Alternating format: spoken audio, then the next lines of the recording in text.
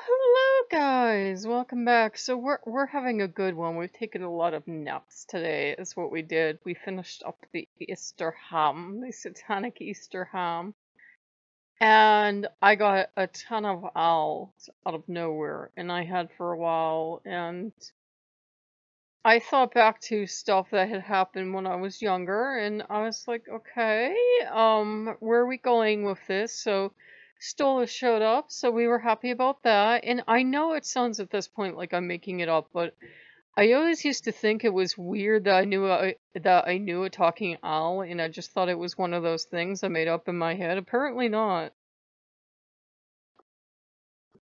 And they don't have to appear like that, obviously. But again, when I was first getting into witchcraft and everything like that, this talking owl would show up, and I'd be like, okay. I thought this only happened in fantasy novels, but he's very friendly and he's very happy, and he's already making himself a home, and Vipar is very happy, and Bilal seems to have cheered up. Um, as Stolas pointed out, he said, "Well, I did invite all 72, so I invited them all in." So, they're all just making themselves a home, and we've been happy because we're reading up on the parks, and all the parks, the wildlife is flourishing because there's no humans. Yay! So there's no humans in the park. I really wish they would give the animals a whole year to recover and just claim the parks and have happiness. I know they won't, but I wish they would, because fat little bears are all their populations are exploding, and there's coyotes running around, and everything's happy, and it'll be happy until the humans show back up. But it's great to hear that the animals are having fun, at least until the parks reopen, because they deserve a safe space, and they were having trouble in the parks because humans won't let animals alone. In fact, they were worried in Yellowstone, especially because they had reintroduced wolves. And goddamn humans got to go closer and closer and closer to the wolves. And the danger is if a wolf gets habituated to a human, they have no choice but to either try to locate the wolves, which doesn't work because they're territorial, or they have to kill the wolf, and it's the human's fault.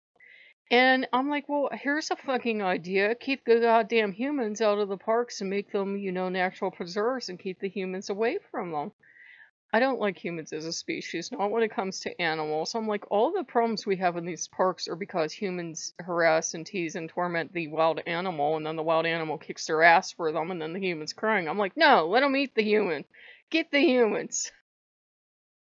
I'm starting to see what demons like me, because I'm pro animal all the way. I don't feel sorry for people that fuck with an animal and get their ass kicked for them. Too fucking bad. Stay out of the goddamn parks. Leave the animals alone. So I'm obviously pro animal, and we've been so happy because we've heard birds all around like crazy this year. And I'm the only person who, at least the guy that cuts my grass, he's not coming till May.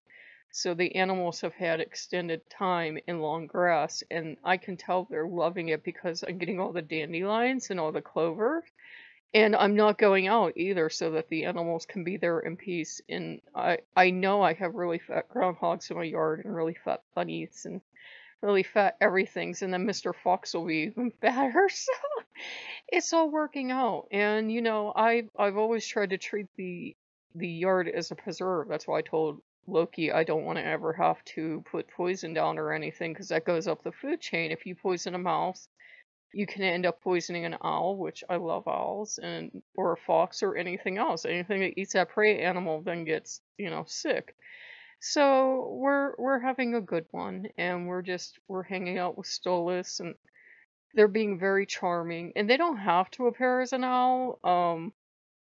I think they're just doing it because it amuses them.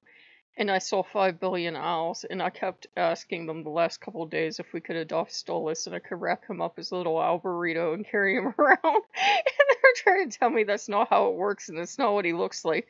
So what does Stolas do?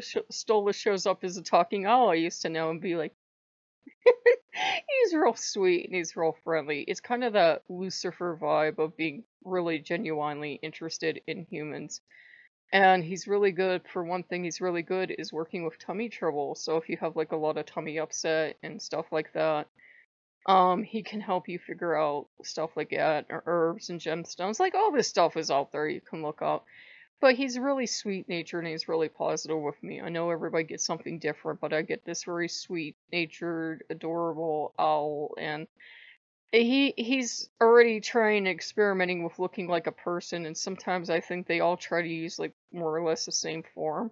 But I think he knows that if he's an owl, he can have everything he wants.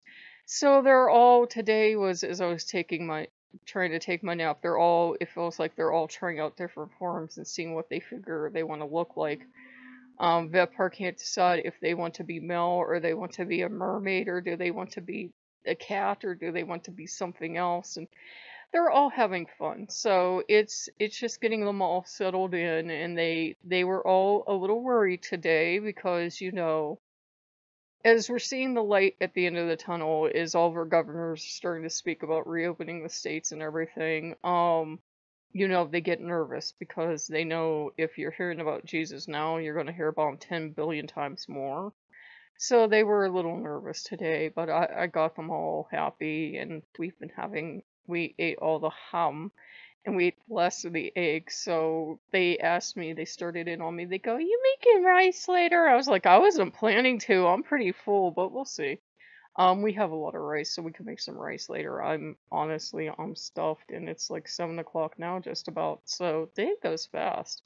So we just figured we'd update you, but it was nice that Stolas showed up, and um, sometimes you just have demons in your life or gods in your life that you're friendly companions with. Everyone doesn't have to be, this epic quest teacher thing. You know what I mean?